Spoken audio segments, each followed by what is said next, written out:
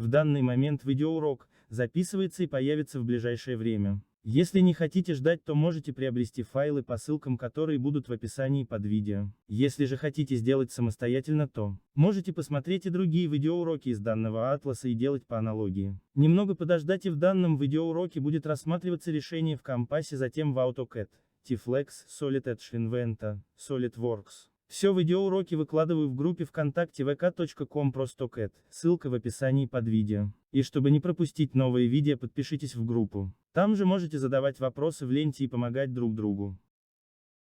Как уже говорилось, под видео в описании будут все ссылки. Урок поделен на 6 частей, и к каждой части прикреплено время, чтобы не искать по всему видео решение на какой-то одной программе.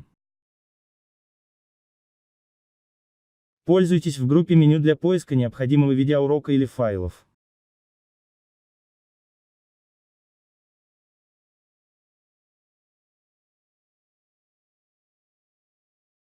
Также можете задать вопрос в ленте группы.